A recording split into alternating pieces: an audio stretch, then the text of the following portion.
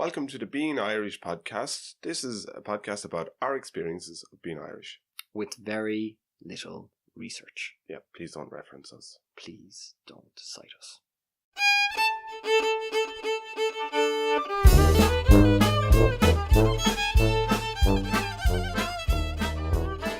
Welcome to the podcast. My name is Patrick. And my name is Padraic.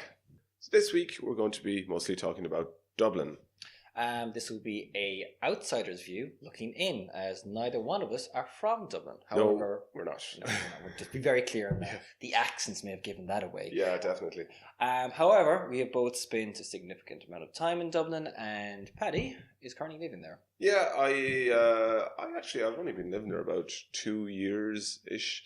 I lived just outside of it. I lived near Maynooth for 2 years before that, but spent nearly all of my time travelling in and out of Dublin for work placements and study and so on as well. And to be fair, the Dublin commute is something that is synonymous with the city. Though that's not really all that unusual in the modern day and age. But Dublin. Oh, Dublin. Yeah, it took me a while to get used to Dublin. Like, just the thoughts of moving up there for a while, like up there as in from Galway, it was quite off-putting for a while, and it took me a while for it to grow on me, like the idea of being in Dublin. My experience of Dublin, or certainly my experience of people's attitudes towards Dublin, is if they're from Dublin, they are very proud of being from Dublin.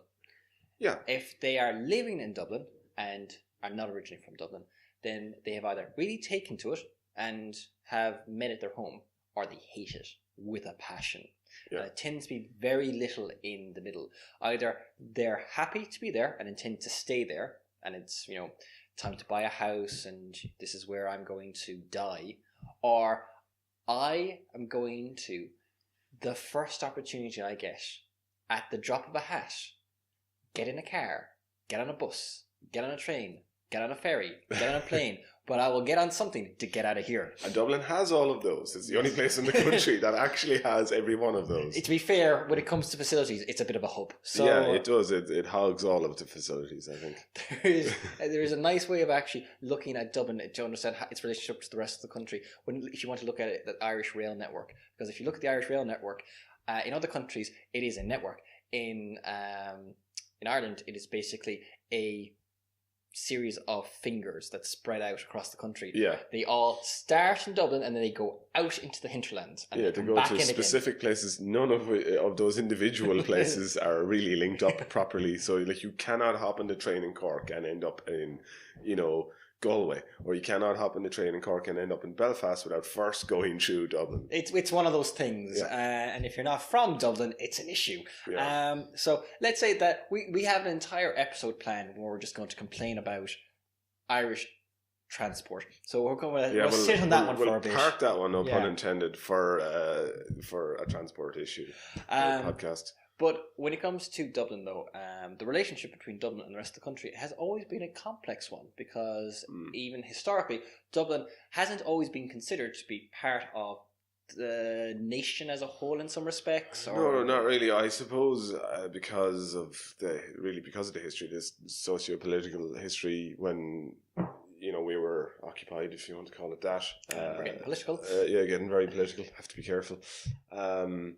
Obviously it's the part of Ireland that's very convenient if you're a British force. So it's right there. Dublin Castle was the seat of power. It's a hub. Yep. Dublin Castle is pretty cool, actually. It's a lovely spot to go to now. I highly recommend it, inside and out. Yeah. So it just makes sense that they set up there, and administratively, it was the place where the British were. So, of course, it was anglicised more than the rest of the country. And to be fair, we talk about that inside of the British rule of Ireland, but going back further again, you had the major Viking settlement that was originally in Dublin, which was then followed by a major Norman settlement, which was then in Dublin, and then that just naturally developed into it becoming the de facto capital of Ireland. Yeah. And administratively, it was somewhat distinct from the rest of the country, because it was the part of Ireland that was most directly under direct rule and had the largest concentration of people who were directly involved in the administration of the rest of the island. So the rest of the island, like people say, 800 years of oppression. It's not. That's overselling it a little bit. I do think like the clans in the West, particularly, were sort of left to their own devices for a lot of the time, and as long as they showed up periodically with the taxes, that was fine. There was a lot of other stuff going on locally, and to this day, when it comes to regional politics, there is still a strong tradition of, frankly, I don't care what is actually happening in the rest of the world. Yeah. I've got a pothole on my lane. Who's going to fix the pothole? Yeah, all right. We're still pretty tribal. We're still incredibly clannish, but consequently, Dublin has most of the stuff. They have a lot of the history here happened in like the Easter Rising and so on, because that's where the power was. And if you want to affect change, you have to go to where the power center is to try and affect the players and influence the decision making and so on. A lot of the big buildings are there are big buildings in Galway and Cork and Limerick, but there's just tons of them in from the courts to Trinity College and all of the different colleges and the old banks and so on. Dublin has a lot of infrastructure. And quite simply put, it also has population. Dublin is the largest single city on the island of Ireland and the dominant city in the Republic by a significant margin. When we're talking about the population of Ireland, it's something like a quarter of the population of Ireland. Yeah, and it used to be half. Or in the greater Dublin area. Yeah, I think in the 80s when I was being taught geography, they were like, and half the population of Ireland lives in Dublin. But at the time now, our population was pretty small. Yeah, so it is really worth remembering when it comes to major economic, political, socioeconomic, when it comes to basically, you're talking about a major population center. When you're talking about an influential area, Dublin is it in Ireland. And I think I've heard visitors from Europe or Australia or different places say to us, Dublin's the only place in Ireland that really feels like a city. And I've often heard people in Galway say, Galway's not a city, sure, it's just a big town. Everyone knows everyone kind of thing, which is sort of true. But Dublin definitely does feel like a city. Yeah, it does have more of that kind of major, metropolitan feel about it. Yeah. You can be definitely much more of a stranger in Dublin than you can be in most other cities around. Oh, yeah, Ireland, for sure. Now, obviously, with that history and with that context, it is fair to say that Dublin now has certain distinct qualities. Things about it that are quintessentially Dublin. Sure. And there are things about it that are quintessentially about Dublin, reference Dublin, or what we think about when we think about Dublin. Some of them good, some of them bad. The Pale, for example, that's an interesting one. The Pale is a term that is used typically derogatively to refer to Dublin, the Greater Dublin area. Yeah, I think it's the Pale itself is a genuine term. It's a historic term. It's an historic term. It comes from, you've heard phrases like beyond the Pale. Yeah. And basically Pale comes from the Latin, was it Paul or something like that, which is basically a reference to a stake that was driven into the ground to create a fence. So there was a demarcated area around the Dublin area, but also including bits of Meath, Kildare, bits of North Wicklow. And I like to kind of think about it in a modern term that if Dublin bus goes there, that is sort of what would have been the Pale historically. Yeah. So you've got, Dublin bus goes out as far as Maynooth in Kildare. It goes down into towns like Bray and Enniskerry in North Wicklow, and it goes all over Dublin County itself, and not just the city. So it's a fairly sprawling network of buses. So the Pale itself was a fairly large area, and because it was the more anglicised area, people kind of go, sure, they're all up in the Pale, and, and there was a kind of they were the first to just sort of roll over and give up or something, and so it has become a kind of a derogatory term. Yeah, I mean, it's effectively a way of if you want to actually refer to Dublin in the most insulting way possible, especially to a Dubliner, I think, is to call it the Pale, because it was historically the Anglo-Protestant hub of the country. Sure. It was the British seat of power in the country, and Yeah, it still stings. Yeah, It still palace. Sorry, that's the Latin word. There we are. Palace with a U. And at the same time, if you want to refer to a Dublin and look to get a rise out of them, Jackeen remains a popular way to actually Jackeen, refer I to think, Dublin. can be a little bit more playful. I don't think Dubliners that I know, at least, take that one quite as poorly. Yeah, it depends on the context, you know. And Jackeen comes from there's the Union Jack. Yeah. So you were a Jack if you were a supporter of the Union. And in the diminutive in Irish, Ian, which we had after everything, like, so a Jackeen was like a little Jack. Yeah. But you'll hear people in the West, they'll say, oh, there's a little Bohreen down there. Yeah. You know, like a small road.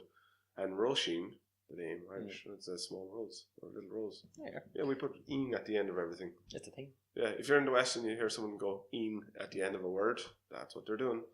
And by contrast, obviously, there is the Pale. There's also that great saying, to hell or to Connacht. Oh, yes. When it comes to describing your options of like going, what you fancy, all right? Yeah. Hell or over the Shannon. Yeah. Thus the opposite term to Jackeen being Culchie. Culchie, Yeah. yep.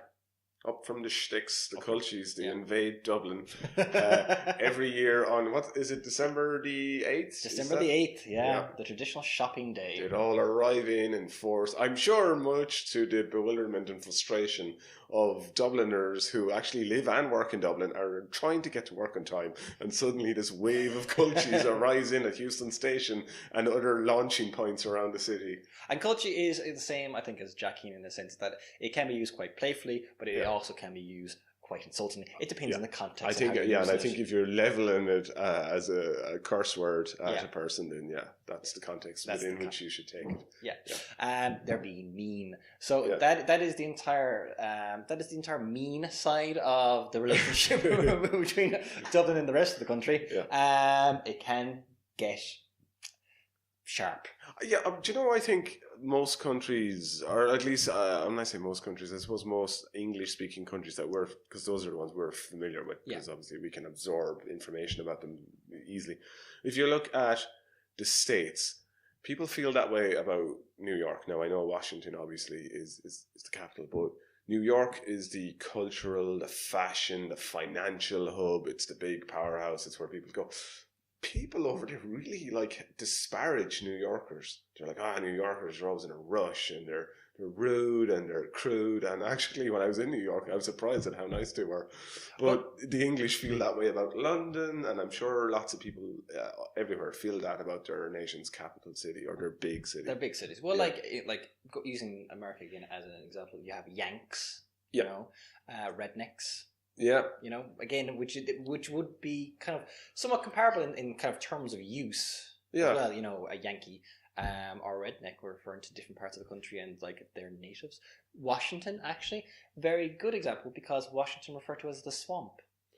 Oh, right. Okay. Yes. I can see the layers of meaning there for sure. Yeah. So, yes, it isn't the case that Ireland is distinct in this, but it is a fact that we do have these kind of descriptors. We do have these friendly bits of local banter. Yeah, a little bit of cajoling back and forward. I'm sure that happens quite a bit when, say, for example, if Mayo or Kerry or whoever else comes up from the country to play in Croke Park. Yes. We'll get around to Croke Park in a wee bit.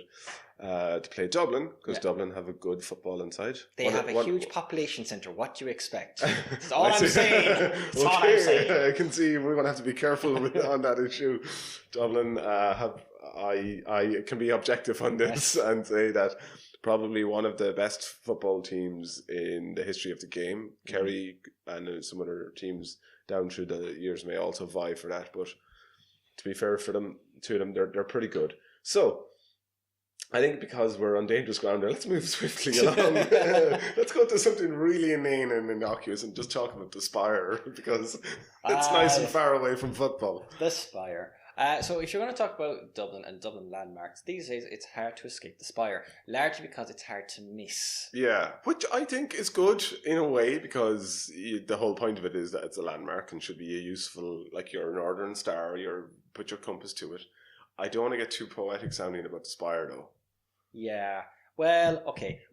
There is a particular there's a particular term used to describe the spire That in rhymes with Mick. Yes, It begins with a PR. I believe that we can actually use that one because we already swear in this one. So Oh yeah, okay. Hit They us call with it the that. big prick. Yeah, Yeah. because Or the big needle. yeah, Yeah, there's a lot of yeah.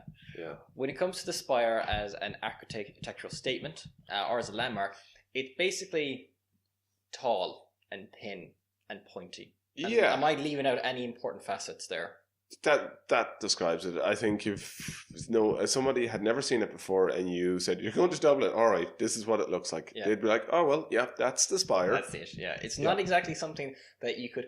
I can't fairly describe that as a tourist attraction because you see it, and that's it. I mean, it's not like it's not the most impressive thing in the world to actually look at. It's actually, and because it's so grey a lot of the time in Dublin, you actually can't see it during the day sometimes because it's the same colour as the grey. What it is a really useful landmark to give to people. It's like going, I will meet you at the spire. Yeah, that is most useful point, I think, about it, no pun intended. But outside of that, if it was to fall over tomorrow... Yeah, I mean, and not hurt anyone or and cause any structural hurt, damage, then yeah, I wouldn't miss it. Yeah, not in the least bit. I mean, it replaced Nelson's pillar. Which was controversial. Which was controversial, and that was bombed in 1966, clickety click. And that was widely considered by Dubliners as the very centre point of the city. Like that was like Dublin emanated from that point. Okay. Basically. So I suppose someone maybe, I'm being generous here, sat down and went, it's the centre point of the city. Yeah. We need to sort of accentuate that and really play on that point. Let's have everybody look over and go, that is the centre point, and we'll make it the tallest point in the city. It's pretty tall. It's 390 feet. I'm really bad at this, so I had to look it up ahead of time. That's 120 meters. We've had this conversation. Yeah. We don't do this conversion very well. Imperial it's tall, metric. Right? It's really, really tall. It's the tallest thing in the city, pretty much. It's got a light at the top of it. Well, I think they have to. For safety reasons. But they've got a couple of lights at the top of it as well. But I think you can really just make out a single point of light. But it is like it's something that's lit up at night. But the thing with the spire is, it always feels to me like it was a missed opportunity, because I get the idea of actually wanting to have something significant as a hub, something that you could actually see from around the city. But surely, wouldn't it have been nicer to be able to also make it something that you could get to the top of and have a look around? Because that would have made it, I think, something that, like, even if it was the case that you actually had to walk up to the top and back down again, that would have been cool. Yeah. I'd actually, like, it was just like a column with like a staircase. I would say this, Dublin County is extremely scenic. You've got the Wicklow Mountains. It's beautiful. Actually, as a capital city, you are not that far away from, like, mountains to the south. Wonderful scenery. The actual sea, the coastline itself is actually quite beautiful, and you're getting into, like, the countryside before you even realise it in Dublin. Yeah. There are parts of Dublin that stretch on and on, particularly towards the west and southwest. But very quickly you just hit the coast, because Dublin's obviously on the coast. Yeah. So that's straight away into the scenery there. Yeah. Out across the bay, down across the mountains and so on. So it's lovely. So thanks, Ian Ritchie Architects, for missing out on a trick there. If we are going to talk about the spire, though, we should probably mention the street that it's on. Yeah, very famous O'Connell Street. Mm-hmm. Sadly, it's the premier street of Dublin. I think they need to do more with O'Connell Street. I think they do too. Yeah, because I do feel like if you walk up and down it, it doesn't have the luster. Is that kind of the right way? Yeah, is it a Mr. Quirky's Good Time Emporium or something, which is basically just slot machines and.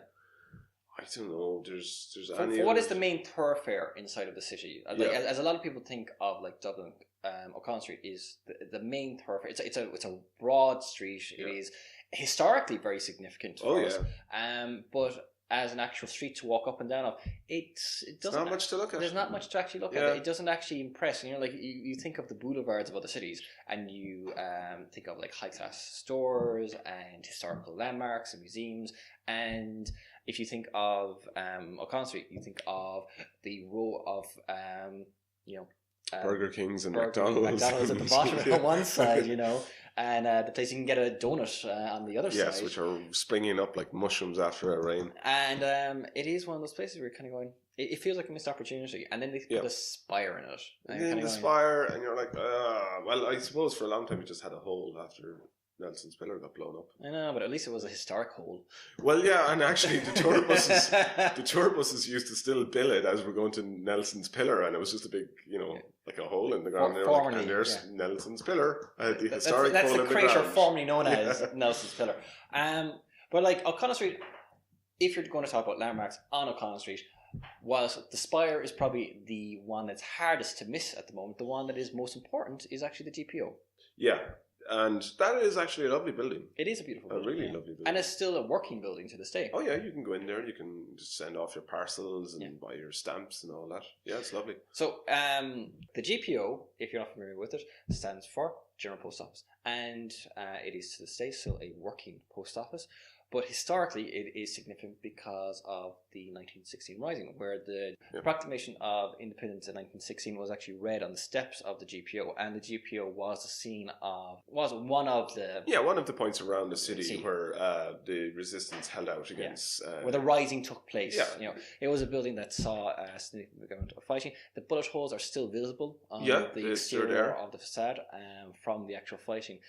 So it's become very culturally significant. Yeah, it's an icon really of an iconic part of our history. Yeah, because if you were to take it aside, it really was that moment in time that actually made the GPO as important as it was. You know, it's because of what happened there more than the building itself. Yeah, really. They could have, if nothing ever happened there, they might have gone, do you know what, we need to modernise, we need a building that's fit for purpose. Now you daren't even whisper those words about the GPO, and probably rightly so. It is important to us. Yeah. And it doesn't matter if you're from Dublin or not. It isn't. No, the GPO is really important. Yeah. The GPO is everyone's thing. Yeah, it's everyone in Ireland. It's like it belongs to us as a people.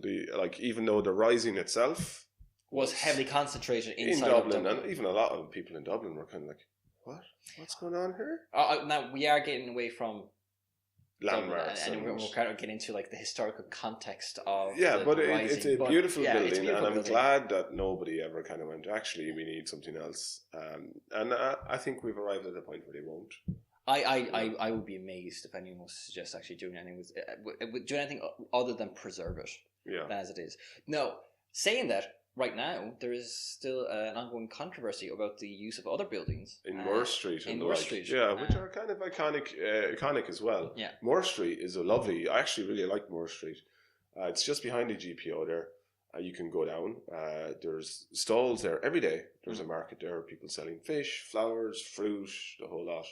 And it's a real old kind of a Dublin affair. And it is, it's lovely. It is now embroiled in I suppose a very topical debate about how we actually preserve our history. Yeah. Because when it comes to the Rising, it's still very culturally sensitive for a lot of people, and the idea of how we're going to actually preserve that memory and how we're going to preserve our history in regards to the Rising, but also move on as a city in Dublin, I suppose. Like how development is meant to happen, how preservation is meant to happen, how those two things are going to go and not just sort of auction these things off with no thought to what they meant to us and what they do mean to us in historical terms.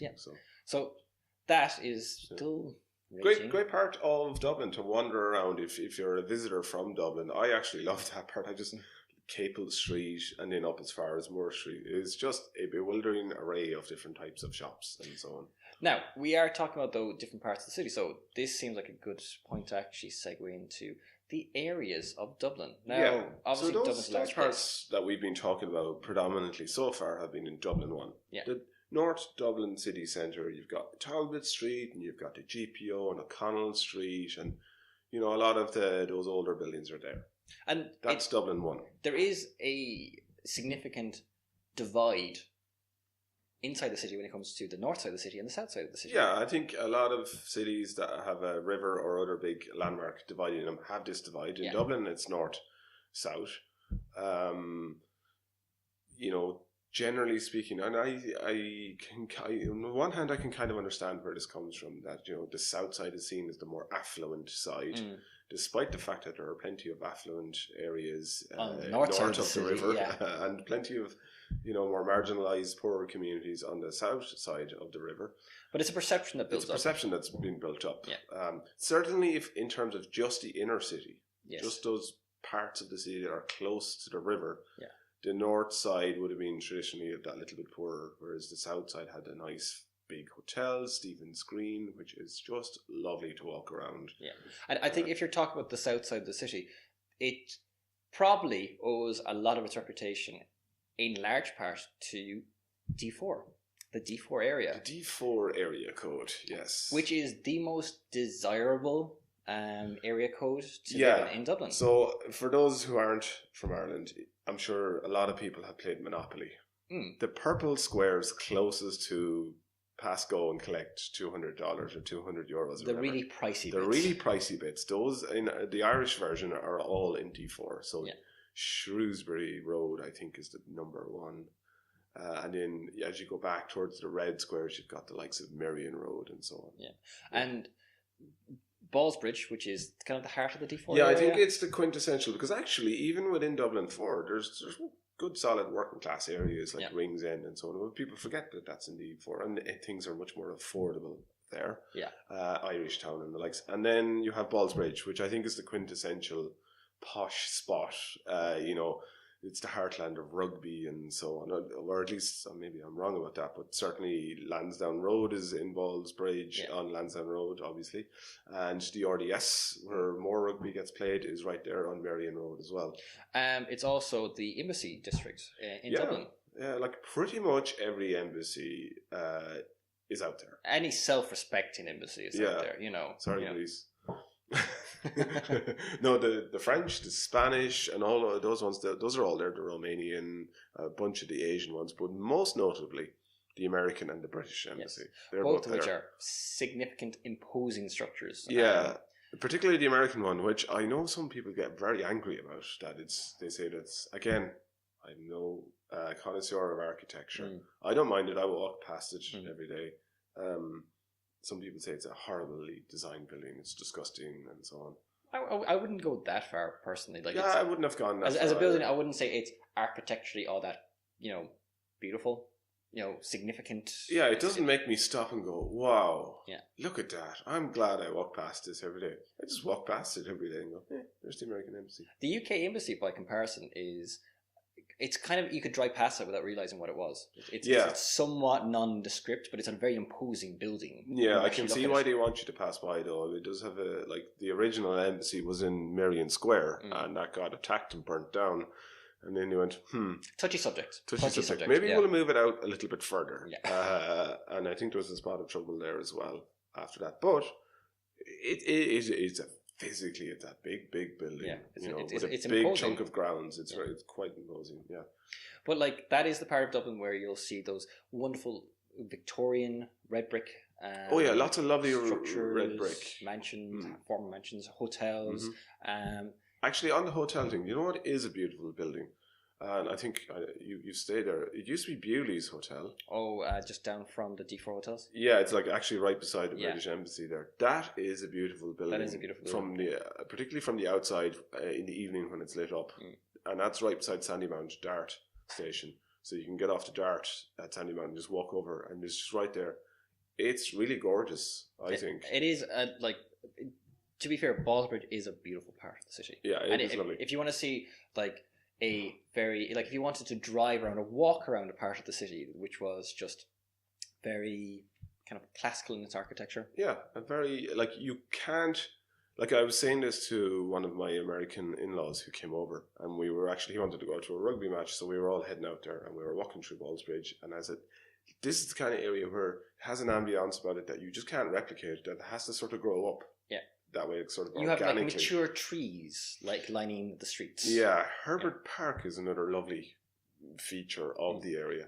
I think we're probably talking a bit about this because I live there. Yeah, and I just happen to know a little bit about it. So my knowledge of Dublin 4 would be a lot better than say Dublin 16 or Dublin 24. Yeah. When I moved there first, I was afraid I'd be caught out. I'd be walking down the street, and I had this thing in my head that people were looking at me going, "He's not one of us." Oh, you! Hey. What are you doing here? I certainly don't sound like I'm from D4, which, of course, the D4 accent.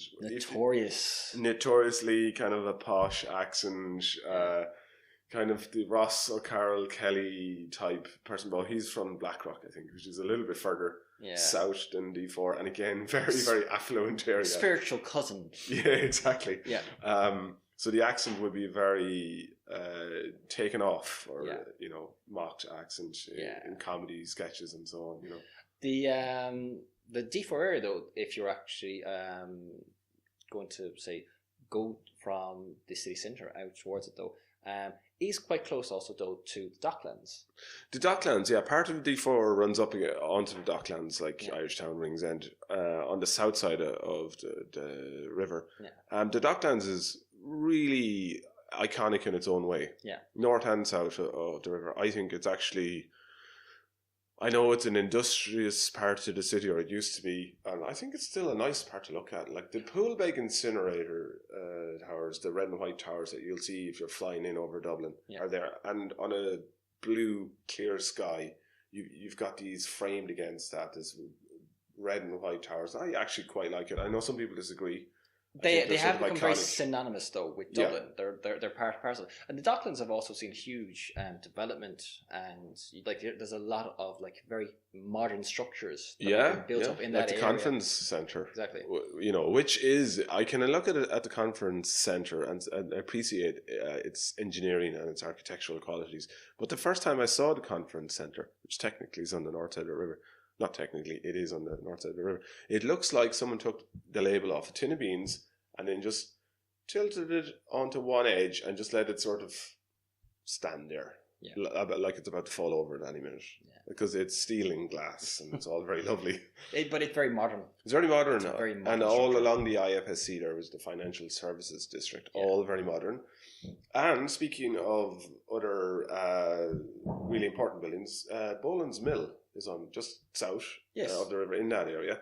They're doing some refurbishment on that. They're launching into the next part of development there that had fallen through after the bust in 2008. So that whole area, all around Charlotte's Quay and so on there, that's all about to be sort of revitalized, as they say. Rejuvenated. Which is code for we're going to squeeze out all of the regular people who can't afford to pay the astronomical rents.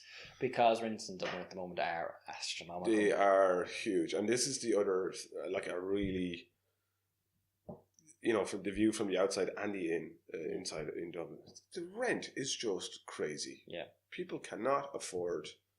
We have a rent problem in Ireland at the moment. When it comes, we have an issue in regards to property and availability of property, but particularly in the rental market, and that is being particularly felt inside of our urban centres, and unsurprisingly, that is worst affecting Dublin. And if you want a job, chances are you're going to have to come to Dublin because it's where, unfortunately, all the work is. I say unfortunately because it would be nice if it was spread a bit more evenly elsewhere. Again, this is the traditional attitude of Dublin's all right, or Dublin, get me out of here. Yeah, exactly. I'm in the latter part. I'm like, Dublin is nice. I've gotten to like it, but I do want to leave. Yeah.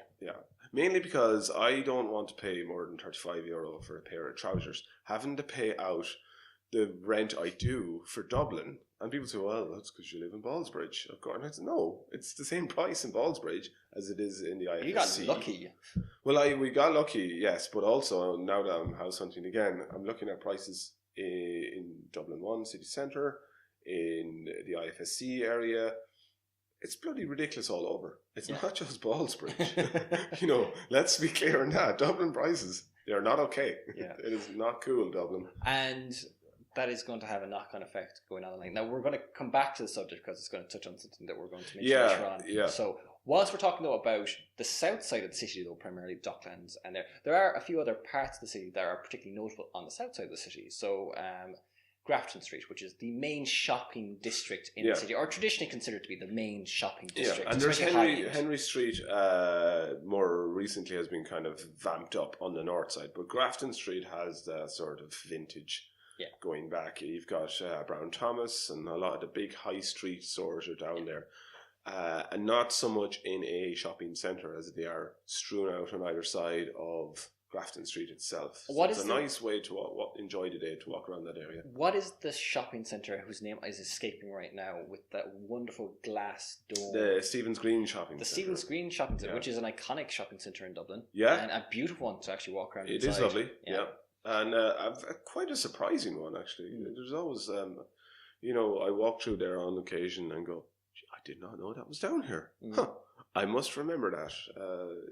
There's also one just down the way from it, the Powerhouse Shopping Centre. That's a lovely one to go. Now, there's not many shops in it, but there are a couple of lovely restaurants, and it has a nice, ambience or whatever, and for a cup of coffee. It's lovely. The same part of the city, again, you also have Trinity College. And Trinity College that's in Dublin too. Dublin isn't actually that big in the centre of it, in the sense that everything's quite close to each other in the city centre. And Trinity College is beside Grafton Street. Yeah, College Green has Trinity College, and when you walk south from there, then you hit Grafton Street area, the Grafton Street shopping district, as it's now billed on signs across the city. Yeah, but from basically, if you're at College Green, you have Trinity at your back. You look across the way, you can see the Central Bank and so on, and Temple Bar is down past the Central Bank on your right hand side as you're looking at it. If you turn left, it'll take you back up into the Grafton Street area, and that's a pretty cool area. There's a lot of happening restaurants and shopping areas and cool pubs to hang out in. I want to touch on Temple Bar, but I want to stay on Trinity for 1 second, because Trinity is an interesting place to actually visit if you're in Dublin, because Trinity itself is enclosed. It's actually the campus itself is actually quite large. It's much bigger than I think most people actually know. Because if you're on College Green and you look at the front of it, you think, oh well, that's it there. That's college. That's the college. But it goes all the way back, and it goes all the way back down towards the Pearse Street train station. And when you actually walk through the front entrance, you're actually walking into a large, very long square plaza. With lawns, which is lovely, and that's the iconic spot to take a photograph. And I didn't go to college in Trinity. My sister went there, but I never talked to her about this. I wonder, is it really annoying if you're trying to get to your lectures and there's just hundreds of tourists all over the selfies? Because I was in Cambridge recently, and they have signs up everywhere that say, like, unless you're going to college here, you shouldn't be here. Yeah. You're not allowed on the campus, which didn't stop me. I went down anyway and had to walk around. But it was midterm and there were no students around, so I didn't feel too bad doing that. But I just like your quarters wandering around the place with broomsticks kind of going shoving you off the. But there is that feeling around Trinity that they have those signs that keep off the grass, which of course on a sunny afternoon, everybody's down on I suppose the cricket fields down the back, the pavilion, isn't that their drinking area? It is well worth noting that inside of Dublin, Trinity is considered to be the most prestigious college in Ireland. It's traditionally considered that. Now, many people will argue about what is the actual best university in Ireland. We're not getting into that. Yeah. All right. You could do a whole podcast episode on Trinity by itself. Like, it has such a very long history. I think we did discuss possibly doing the universities of Ireland. And Trinity would definitely feature in that. It's the oldest one in Ireland. Yeah. It's a beautiful building. But grab a coffee, go in, have a nice slow walk around. Don't neglect all the way down the back. There's plenty of it. Like, I mean, people think they walk through the arch, like you said, and don't realise how big it is. And the thing is, though, inside of Dublin, though, whilst it is probably the most well known from outside of Ireland, it is only one of a number of universities actually in the city itself, or the greater city area. Specifically with University College Dublin on the south side. That's in Belfield, kind of down past Sandymount, Ballsbridge area. And then on the north side of the city, you have Dublin City University. Yeah, DCU. Yeah, they're further north out. again. Yeah. And they're both massive universities. And I believe UCD is bigger than Trinity. Yeah, UCD I think is the biggest campus in the country. Yeah. It's freaking huge. And it also has several spots around the way as well. It's not just this one big sprawling campus as well. And historically, Trinity College was associated with the Protestant community in Ireland. Yeah. And it was the Protestant college. Sure, and if you had, money and connections and so on, you went to Trinity. And University College Dublin, UCD, was actually the Catholic University of the Catholic. Yeah, there's college. a bit of a rivalry there, isn't there? Yeah, historically, I believe that there is a thing. Trinity College, Dublin, has cricket fields and a pavilion. Yes. That came from a certain place in time. That's not an accident. And that's something I'm sort of aware of in a very abstract, distant way, because, not being from Dublin and having not gone to college in Dublin, I was just like, oh yeah, I've kind of heard tell of it, but I gathered they take it a bit more serious in Dublin.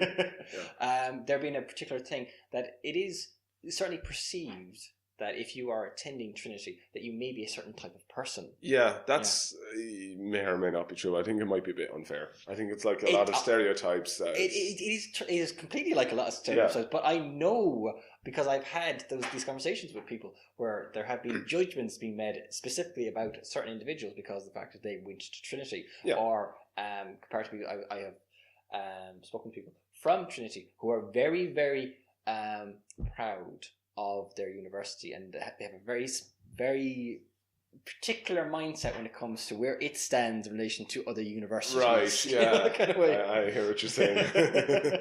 I've met those people too. Yeah. I have to say all the people I know who went there they're fine about it, but they're not from Dublin, they're from more rural areas. They're like, look, I have to go to college somewhere. Yeah. The course I want to do is there. Yeah. But not everywhere is as affluent as we've been making out. Yes. So far, Dublin is a very divided city in many ways. And I have to say, like, as somebody who's kind of done sociology and so on, I think if you're down the country, if you're in a rural area, and this is probably true anywhere, poverty can be, that's not to say it is, it can be more visible. In Dublin, it's very stark. You can literally just have a road that divides two areas of the town. And on one side, you have people with very little in life, and on the other side of it, you have, lovely glass apartment buildings and all of this kind of thing. Yeah, and it's very striking. I think Dublin's definitely a city of, it's two cities in a way, and it's not just north south. Just to be clear on that. No, I mean, like when it comes to the city itself, like historically, the Liberties. An interesting part of the city to discuss. Really interesting part of the city, yeah. I know it does get a certain amount of attention in terms of tourism and the historical point of view because of Guinness. Yes. St. James's is down that area as well. And Guinness had social housing.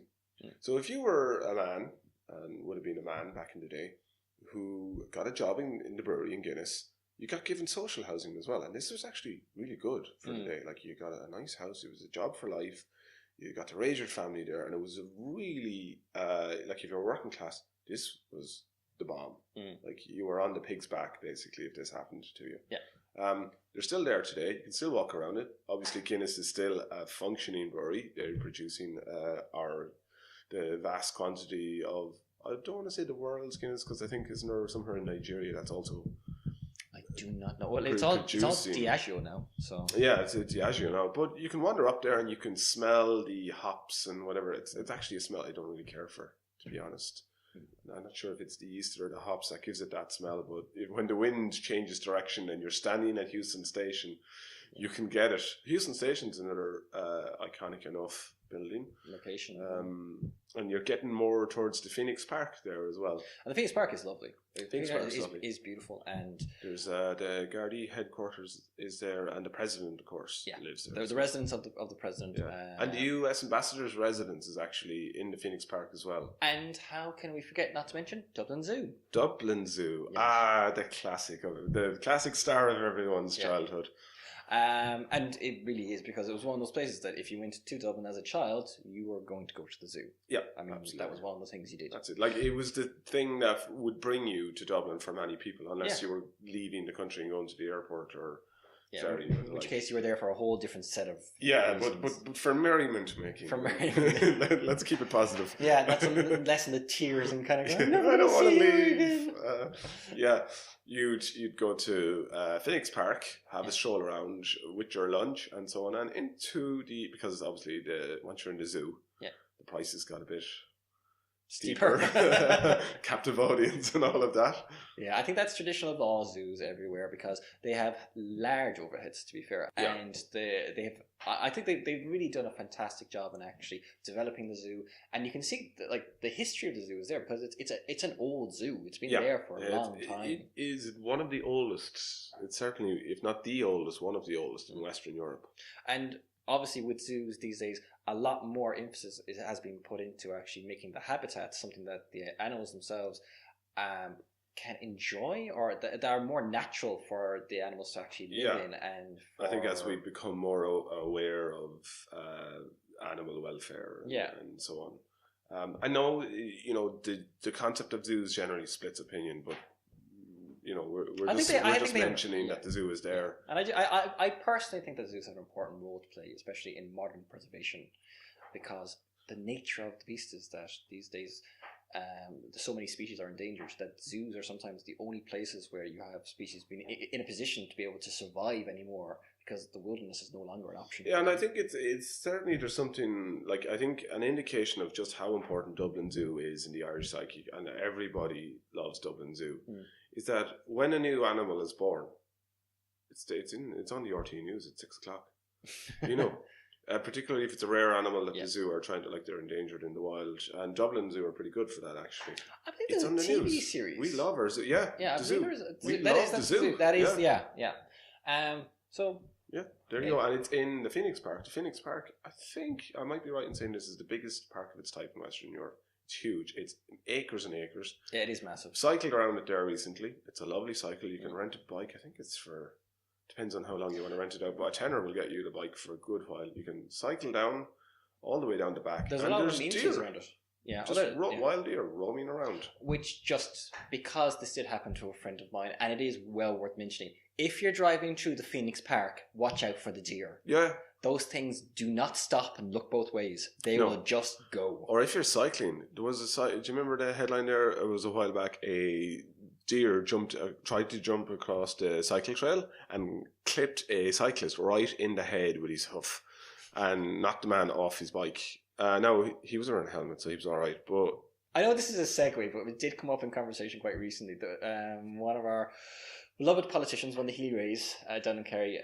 Beloved. Well, he is. He's beloved. He is in Kerry. Yeah, he is in Kerry. Yeah. And he basically came out in relation to what he believed was the rampant problem in Clarny National Park, being caused by also in Kerry, lovely place to visit, by rhododendron, which are apparently taking over the park. And if you don't know anything about rhododendron, they're a very aggressive species. Yeah, they're considered a weed, a wild, aggressive species. They're tough, they're waxy leaf, they're hard to kill. And he suggested calling in the army as a solution to this problem, that the Irish Defence Force should be called to tackle this, and also possibly to deal with the deer population, which apparently has exploded also in Clarny National Park. And I heard this. Actually, good one. Was listening to a different podcast, the news quiz from BBC Radio 4, and of course that did result in some quick-witted making out the person. It would be unfortunate, to arrive into Clarny National Park, a parent along with the young child finds the Irish Defence Forces, the Irish Army standing there, with one hand with machete, cutting down rhododendrons left, right, and centre, and with the other hand shooting Bambi. It's just that image. That is not surely you have to call the political equivalent of Mr. Wolf to come in and fix that situation to really put a good spin on that. Shooting Bambi is a tough hole to get out of. That is. There are deer wandering around the Phoenix Park, and I wonder actually, because there used to be red deer just south of Dublin in the Wicklow Hills. I would believe they're still there. Why don't they just transport them to a different area rather than shoot them? Because Irish red deer are a particular subspecies that aren't found anywhere else. They're specific to here. We are, however, skewing off topic. We're off Dublin here a good badly. bit, but yes. But we were talking about though the Liberties, and the Liberties is it's a part of the city that was historically associated with slums. Yeah, fair. One of a few pockets around Dublin that would have been associated with slums. The north inner city up around Mountjoy Square there as well would have had a slum area as well. Allow for the fact that Ireland historically has... Bar the social housing from Guinness, which would have been good quality for its day. Yeah. There has been, however, a lot of kind of economic poverty inside of Ireland, like historically, and there would have been a lot of people who found themselves, especially working in Dublin, who had no other choice but to live in the possibly some of the worst appalling conditions, Dickensian type conditions, and that is something that it has become like it's somewhat ingrained in us now. Like certainly, I think in Dublin, like that history, that legacy is still there to a degree, which does touch on an interesting point with regards to Ballymun. Now, Ballymun is a part of Dublin that is very much the opposite of Ballsbridge, shall we say? Yeah, it's a northwest of the city. Sort of, if you go north of Stony Batter, it takes you out the road to Ballymun.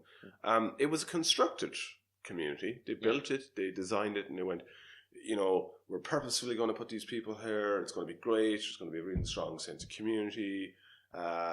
It didn't just sort of grow up the way towns in Ireland would have done. And most... at a crossroads or at a fording point in a river or wherever. Yeah. This was a 1960s. Yeah, in the 60s. Planned housing community. Yep. And it was later referred to as one of the worst planning disasters in the history of the state. Which isn't that long, I suppose, and technically the state is still quite young. But what most people associate with Ballymun, or would have associated with Ballymun, were the Ballymun Towers, which were all constructed in the 1960s. Yeah, the block of flats, as we would have called them. And they became, I think, synonymous with poverty. Yeah, I think certainly if you were from outside of Dublin, especially like when I grew up during the 80s, there was this image of Dublin as crime-riddled, drug-riddled. The heroin epidemic. Yeah. There was a crime wave in the country where gangs would come down from Dublin specifically to knock off post offices and terrorise the good people of the Midlands or wherever, and flee back up to Dublin then with their ill-gotten booty. And this was just and then, to top it all off, that if you were driving in from the Midlands or Connacht or wherever, you passed by the Ballymun Towers, and they were this sort of symbol of the poverty of Dublin, and people would look at them and make snap judgments, basically. I mean, say quite mean things. It's one of those things. I don't think it's not unusual, because I think if you look over to the UK, for example, where you'd have had the same types of buildings built around the UK, and many of which still stand. The intention at the time was good. The intention was good. The idea behind what was being built was that we're going to create social housing. We're going to improve the lives of the people who are actually going to move here, because these are better quality homes than what these people are living in already. Yep. The buildings themselves have been designed to be communities. The intention was there, but the result, however, was that they tended to be they were built, but then the actual the infrastructure that you needed to actually turn those into viable, successful communities. Yeah, I mean, it's fine to just throw up some apartment blocks or whatever, but if the people that live there are still economically and socially marginalised, that let's have some shops, let's have a church, let's have a school, let's have community support. In one way, I think arguably they were a success in that there was a really strong sense of community. Yeah, and there still is to this day. There still is today. And I mentioned earlier about Glenn Hansard from the Frames and the Swell season fame, and I was listening to a podcast, and he spoke about growing up in Ballymun. And he has very fond memories of growing up there, and there was a very strong sense of community.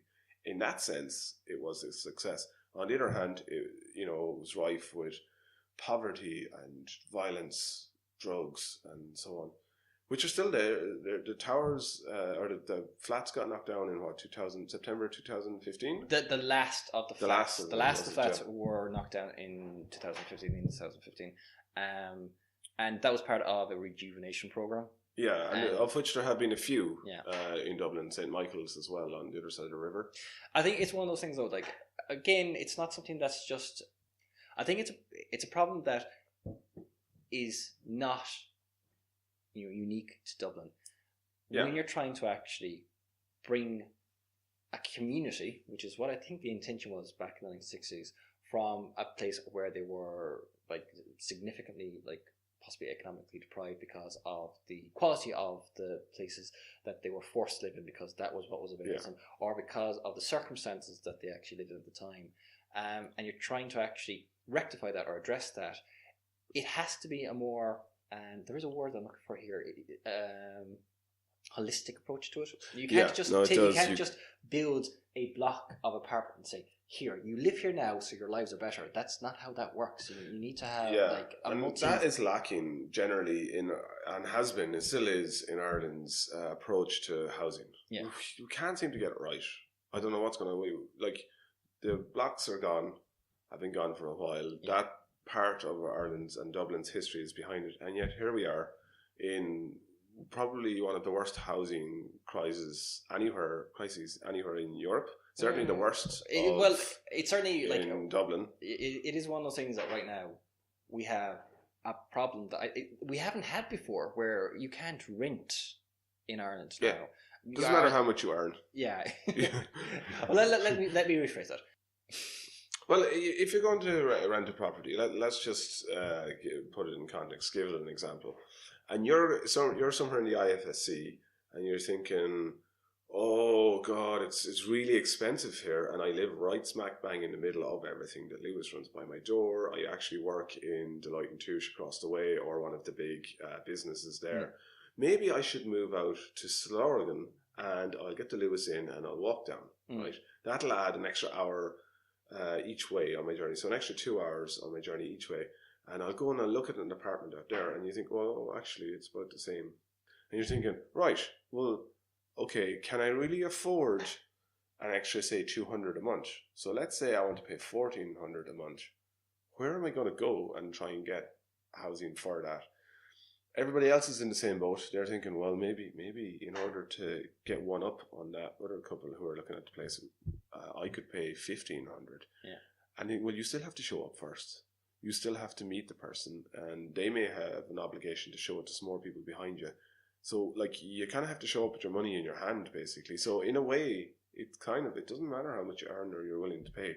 There isn't the supply to meet the demand. Yeah. And it's a tough situation, and you can see why people are in a panic. There's widespread stories about homelessness, and of course, that's there. Yeah. So, people want to grab it while they can. Well, like, I think, have not had this experience before, because I think I'd be fair enough in saying this, that previously when you were talking about rented accommodation in Ireland, you were talking about students as being like the single largest group who were like regularly dominating the rental market. You know, it would be a thing every year in any of the major cities or towns where there was an educational institution of whatever size, that you would have students arriving looking to find places to live for the rest of the year. Yeah. You know? And that was a common thing. Obviously, people were obviously renting places for work and other purposes, but like, it wasn't until probably around the time of the Celtic Tiger, when we had a sudden influx in our population, that we had a huge spike in demand for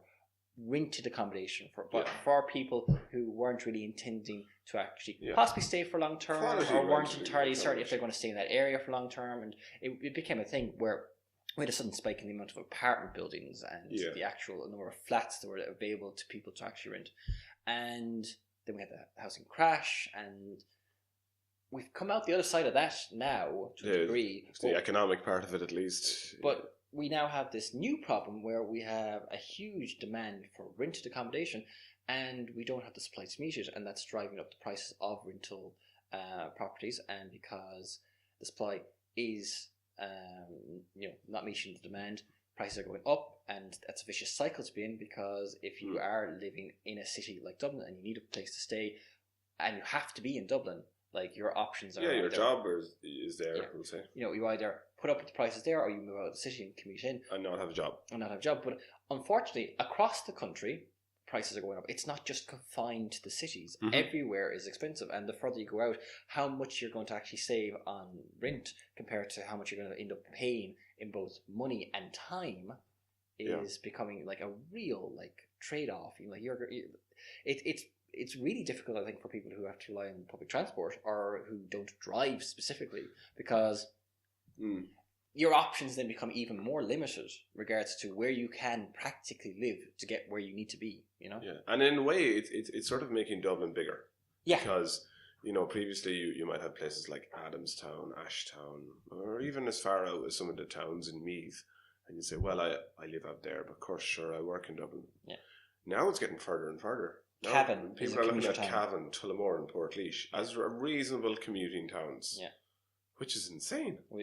Soon people will be going, I live in Galway, sure, it's a reasonable commute up to Dublin. And I'm sure there are already people who get up and get the first train up to Dublin and maybe try and work it with their boss or their company in Dublin, that they'll have a day where they can work from at home or something, because otherwise you're just exhausted all the time. So we just, you know, we're kind of forced in a way to live in Dublin. And Dublin's hard to get around. Like, it's hard to move around, so we'll maybe just leave it at that. We could go on all day about that. I think we may be ending this conversation on Dublin on something of a low note, but I suppose it is a topical one at the moment. There is a problem. There's a problem when it comes to people who are living in Dublin, and it isn't confined to people who are from Dublin or people who are moving into Dublin from outside. Yeah. It is something that is affecting a lot of people who just are living in Dublin for whatever reason. And it is unfortunate, and it is causing a lot of problems for people. And unfortunately, it's affecting more people than others, disproportionately because of the fact that it is coming down to, at the end of the day, money.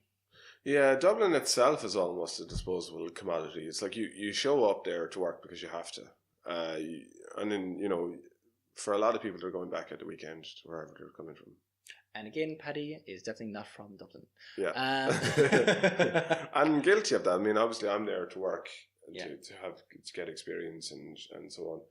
Fortunately, whilst this conversation has been primarily our viewpoints on Dublin, which, as I said at the start, was an outsider's perspective looking in, we are planning in the future to actually sit down with someone or someones from Dublin. We're going to find actual legitimate real Dublin people, you know, like so hard to miss. The accents will give them away, that will give a counter perspective on it. Yeah. And it will be interesting to see what they think of it. Yeah, I don't want to seem like we're beating up on Dublin. There's so many great things about Dublin. We have waxed lyrical, I think, about a number of things. The Wax Museum. Why are you mentioning Wax? Never you been can go there. to the Wax Museum. Never been there. Yeah, it's really central. Okay. Check it out. Is it worth checking out?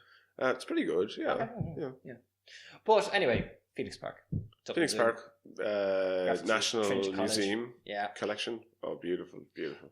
Dublin, there are a lot of things to be said for it. However, at the same time, it is also a place that is not just single-faceted.